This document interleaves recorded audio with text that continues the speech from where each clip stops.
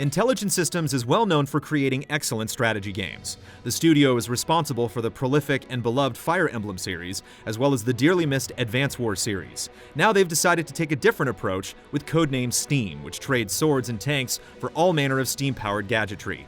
Saturated in Americana and Silver Age comic book charm, the game takes familiar concepts and packages them in new appealing ways. With challenging objectives, varied map layouts, and tons of character choices, codenamed S.T.E.A.M is a complex game that's hard to put down.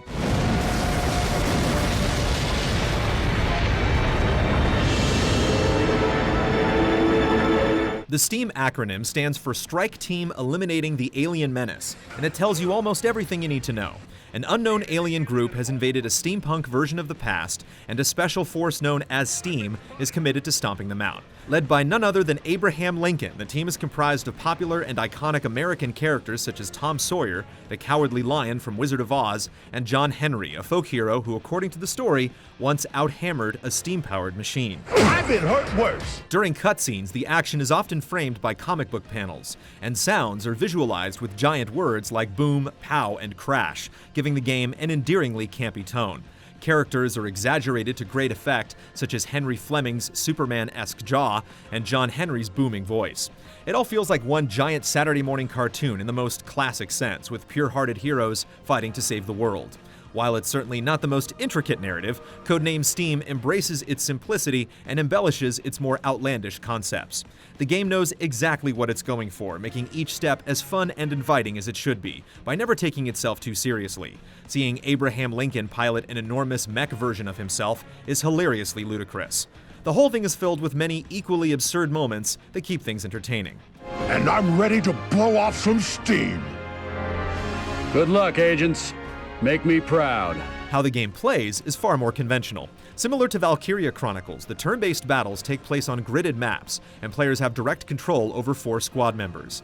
Every action, such as moving and shooting, costs steam, which is then replenished at the beginning of the next turn. Characters can also save steam and assume an overwatch position with certain weapons, allowing them to shoot any aliens that enter line of sight during the enemy turn. Alien sighted! These elements have been done before in numerous other games, but the things that make codenamed S.T.E.A.M so successful are the sometimes brutal enemies and thoughtful level design. Since enemies can use Overwatch as well, you have to very cautiously step forward. One major annoyance is waiting for enemy turns to finish. Most last around 30 seconds, which may not sound like a lot, but since it happens constantly, the time adds up quickly and drags down the pacing.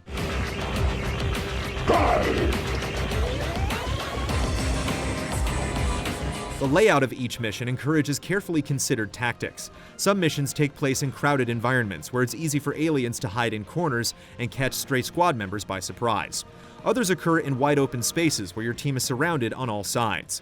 During these situations, positioning is everything, and knowing when to use Overwatch can make all the difference.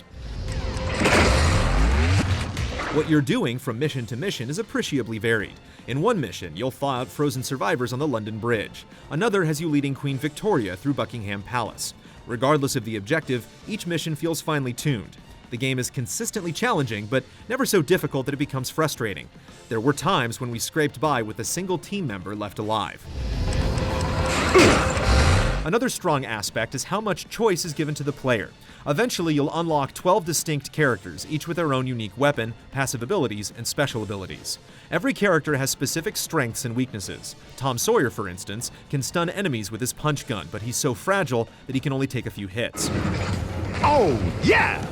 It's all balanced in such a way that it's impossible to cover all your bases. Several times, we started a mission only to wish we'd brought someone else along. Yet having to make such decisions is what keeps codenamed S.T.E.A.M captivating for its duration. It also makes replaying past missions enjoyable, since different team configurations substantially change how things play out. Ow! You are so dead. In addition to the campaign, players can fight against each other in online or local multiplayer. Available modes include Deathmatch, Medal Battle, and ABE Battle. Medal Battle is a race to see who can collect the most medals in 5 turns, and ABE Battle puts both players and giant robots in a fight to the death. However, both modes are barely worth discussing since there's so little to them.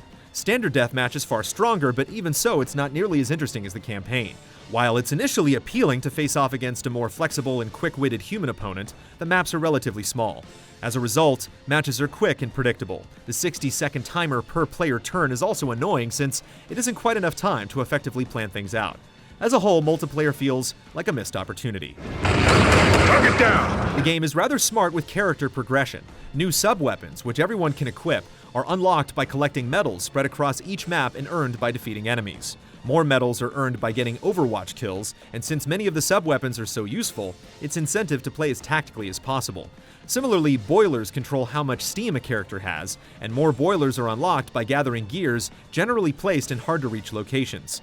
You'll have to decide whether or not a gear is worth it, since the effort will more than likely put you directly in harm's way. Beyond adding an interesting risk and reward dynamic, the gears also make exploration matter in a very tangible way. Time to show my steel. Those with an older 3DS and without a Circle Pad Pro will have to use either the stylus or face buttons to look around. Both are less than ideal and can make things like headshots occasionally difficult. That being said, we found the face buttons preferable in most situations. The extra nub on the new 3DS XL and the Circle Pad Pro are even better, but expect to still struggle a bit in certain situations. Hold on, we're on our way. Another issue is that it's sometimes difficult to gauge how characters or enemies will react in certain situations. It's unclear what the range is for enemy Overwatch attacks, leading to instances where you take unnecessary damage because you lacked information. Also aggravating is when your characters use Overwatch and are staring straight at an enemy, but fail to hit them. There's probably internal logic governing these decisions, but since that isn't always clearly communicated, it can put you at a disadvantage. No time to explain. We must hurry. Yet ultimately, codename S.T.E.A.M represents an exciting new direction for intelligent systems. More than once, we found ourselves intending to complete just a mission or two and wound up playing for 5 or 6 hours straight. It may not have the long legacy of other strategy titles, but the game proves that in many ways, it's just as capable. Don't be alarmed, Your Majesty. My friends and I are here to help.